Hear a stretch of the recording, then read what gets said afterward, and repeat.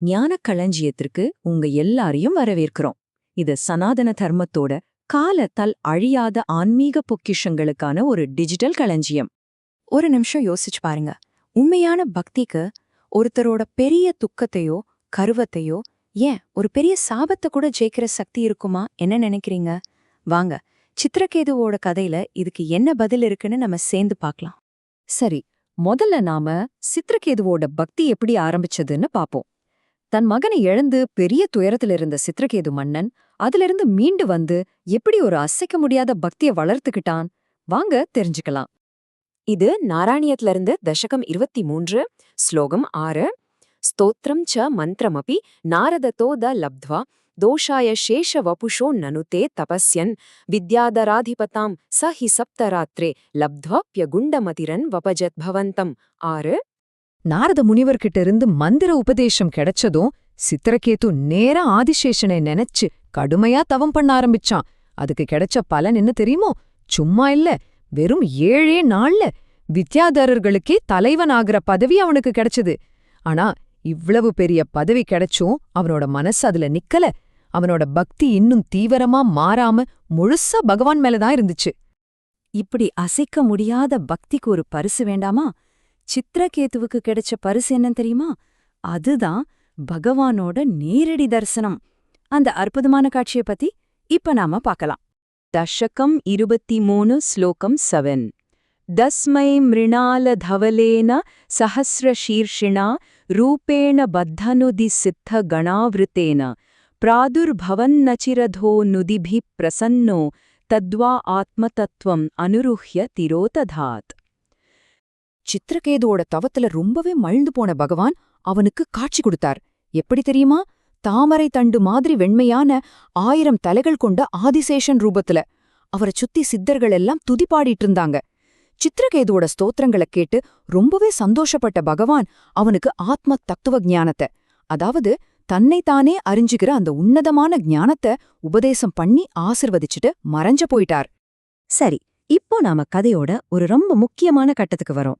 ஒரு பெரிய பக்தன அந்த சித்திரகேது அவனோட ஆன்மாவே சோதிக்கிற மாதிரி ஒரு கடுமையான சோதனை வருது. அத அவன் எப்படி எதிர்கொண்டான், வாங்க பார்க்கலாம். தசகம் 23, ஸ்லோகம் 8. த்வத்பக்தமௌலிரத சோபிச்ச லக்ஷலக்ஷம் வர்ஷாணி ஹர்ஷுலமனா புவனேஷு காமம் சங்காபயன் குணகணம் தவ சுந்தரீபிஹி சங்காதிரேகரஹிதோ லலிதம் சசார. பகவானோட ஒரு தலை சிறந்த பக்தனா மாறின சித்திரகேது பல லட்சம் வருஷம், ஆமாங்க, பல லட்சம் வருஷங்கள் எல்லா உலகங்களுக்கும் ரொம்ப சந்தோஷமா பயணம் செஞ்சான். கூடவே ரொம்ப அழகான வித்யாதர பெண்கள் எல்லாம் இருந்தாங்க. ஆனா அவன் மனசுல எந்த ஒரு பற்றுதலும் இல்ல. எப்பவும் பகவானோட புகழ பாடிக்கிட்டேதான் இருந்தான். இது அவனோட பற்றற்ற நிலைய எவ்ளோ அழகா காட்டுது பாருங்க. தசகம் 23, ஸ்லோகம் 9. அத்யந்த சங்கவிலயாய பவத் பிரணுன்னோ நூனம் சரூப்ய கிரிமாப்ய மகத் சமாஜி நிஷங்க மங்ககிருத வல்லப மங்கஜாரிம் தம் சங்கரம் பரிஹசன்னு மையாபிஷேபே. சித்திரகேதுவோட இந்த பயணம் அவனை கைலே மலைக்கு கூட்டிட்டு போச்சு. அங்கதான் ஒரு எதிர்பார்க்காத சம்பவம் நடக்கப் போகுது. சொல்லப்போனா இது பகவானோட ஒரு ஏற்பாடுனே சொல்லலாம். சித்திரகேது கிட்ட இருந்த அந்த சின்ன பற்றுதலையும் நீக்கிறதுக்காக பகவானாலேயே தூண்டப்பட்டு அவன் கைலைக்கு போறான். அங்க முனிவர்கள்லாம் நிறைஞ்ச ஒரு பெரிய சபையில சிவபெருமான் நம்ம அன்னை பார்வதிய தன் மடியில வச்சிருக்கிறத பாக்குறான். இத பார்த்ததும் சித்திரகேது கொஞ்சம் கூட யோசிக்காம சிவபெருமான கேலி பண்ணிட்டான். இதை கேட்டு கோபமான உமாதேவி அவனை ஒரு அசுரனா பிறக்க சொல்லி சாபம் கொடுத்துட்டாங்க. இப்போ யோசிச்சு பாருங்க, இப்படி ஒரு சாபம் கிடைச்சா நாம என்ன பண்ணுவோம்? ஆனா சித்திரகேது என்ன பண்ணான் தெரியுமா? அவனோட எதிர்வினைதான் அவனோட பக்தியோட உச்சத்தையே நமக்கு காட்டுது. வாங்க, அந்த சாபத்திலிருந்து அவன் எப்படி முழுமையான விடுதலை அடைஞ்சான்னு பாப்போம். தசகம் 23, ஸ்லோகம் 10. நிஸ்ஸம்பிரமஸ்த்வயமயாசித சாப மோக்ஷோ விருத்ராசுரத்வமுபகம்ய சுரேந்திரயோதி பக்தியாத்ம தத்துவ கதனைஷ்ச சமரே விசித்திரம் சத்ரோரபி பிரமமபாஸ்ய கதஹ் பதம் தே. 10. இங்கதான் ஒரு உண்மையான பக்தனோட குணம் பளிச்சுன்னு தெரியுது. அந்த சாபத்தை கேட்டதும் சித்திரகேது கொஞ்சம் கூட கலங்கல.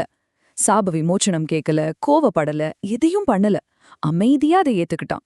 அப்புறம் விருத்ராசுரனா பிறந்தான். ஆனா கதை இதோட முடியல. இந்திரனோட போர் நடக்கும்போது ஒரு ஆச்சரியமான விஷயம் நடந்துச்சு. போர்க்களத்துல தன்னோட எதிரியான இந்திரனுக்கு ஆத்ம ஞானத்தை உபதேசம் செஞ்சான். இது எவ்ளோ பெரிய விஷயம் பாருங்க. இப்படி செஞ்சதால அவனோட பக்தி அதோட உச்சத்தை தொட்டு கடைசியில பகவானோட திருவடிகளை அடைஞ்சான். சித்திரகேதுவோட கதையிலிருந்து நம்ம கத்துக்க வேண்டிய மிக முக்கியமான பாடம் இதுதாங்க. ஒரு உண்மையான பக்தனுக்கு வாழ்க்கையில வர ஒரு சாப்பங்கூட ஒரு சாப்பம் இல்ல. அது அவனை இன்னும் பக்குவப்படுத்தி இறைவன்கிட்ட இன்னும் நெருக்கமா கொண்டு சேர்க்கிற ஒரு வரமா மாறிடுது. பக்தியோட மகிமே இவ்ளோதானா? இல்ல. இத விளக்குறதுக்கு இன்னும் ஒரு அருமையான உதாரணம் இருக்கு. ஒருவேளை தீய நோக்கத்தோட ஒருத்தங்க பக்தி பண்ணா என்ன ஆகும்? அப்பவும் நன்மை கிடைக்குமா? வாங்க பார்க்கலாம். தஷக்கன் 23 ஸ்லோகம் 11 त्वत्सेवनेन तितिरेन्द्रवदोद्यतापि तान् प्रत्युदेन्द्र सुहृदो मरुतोऽभिलेपे दुष्टाशियेऽपि शुभदेव भवनिषेवा दत्तादृशस्त्वमवमां भवनालयेश 11. இதுல என்ன சொல்றாங்கன்னா, அசுரர்களோட தாயான திதி இந்திரனை கொல்லணும்னு ஒரு மகனை பெத்துக்கணும்னு பகவானை நினைச்சு தவம் இருந்தா. அவளோட நோக்கம் பாருங்க, இவ்ளோ கெட்ட நோக்கம். ஆனா பகவானோட கருணையால என்ன ஆயிடுச்சு தெரியுமா? அவளுக்கு பிறந்த மருத்துக்கள் இந்திரனுக்கு எதிரியா இல்லாம அவனோட நண்பர்களாயிட்டாங்க. இதுலேந்து என்ன தெரியுது? நம்ம நோக்கம் தீயதா இருந்தாலும் நாம செய்யற பகவான் சேவை எப்பவுமே நன்மையதான் கொடுக்கும். இந்த விளக்கத்தை இவ்ளோ நேரம் பொறுமையா கேட்டதுக்கு ரொம்ப நன்றி. நம்ம ஞான களஞ்சியம் ஒரு பன்மொழி சேனல். அதாவது தமிழ் மட்டும் இல்லாம ஆங்கிலம், ஹிந்தி, மராத்தி, குஜராத்தி, மலையாளம், பெங்காலின்னு பல மொழிகள்ல ஆன்மீக ஞானத்தை பகிர்ந்துட்டு வரோம். சீக்கிரமே இன்னும் நிறைய மொழிகள்ல பதிவுகள் வர இருக்கு. எங்களோட நோக்கம் ரொம்ப சிம்பிள். சனாதன தர்மத்தோட காலத்தால் அழியாத பொக்கிஷங்களை எல்லாம் உங்களுக்கு ரொம்ப எளிமையா, தெளிவா, அர்த்தமுள்ள வழியில கொண்டு வந்து சேர்க்கணும். நம்ம சேனல்ல நீங்க ஸ்ரீமத் பாகவதம், பகவத்கீதா, மகாபாரதம், லலிதா சஹஸ்ரநாமம், தெய்வத்தின் குரல், சௌந்தர்ய லஹரி, மகாராஷ்டிரா மற்றும் வங்காளத்து மகான்களோட கதைகள், ஆதிசங்கரோட தெய்வீக அவதார கதைன்னு இன்னும் பல விஷயங்களை தினசரி பதிவுகளா, அதுவும் பல மொழிகள்ல பார்க்கலாம். எங்களோட இந்த பதிவுகள் உங்களுக்கு பிடிச்சிருந்தா ஒரு லைக் பண்ணுங்க. மறக்காம இந்த தெய்வீக ஞானத்தை உங்க குடும்பத்தினர்கிட்டயும் நண்பர்கள்கிட்டயும் ஷேர் பண்ணுங்க. நாம எல்லாரும் சேர்ந்து சனாதன தர்மத்தோட ஒளிய இன்னும் பிரகாசமா உலரச் செய்வோம். எங்களோட தினசரி பதிவுகளை நீங்க தவறாம பார்க்க மறக்காம ஞான களஞ்சியத்துக்கு சப்ஸ்கிரைப் பண்ணுங்க. மீண்டும் சந்திப்போம். நன்றி.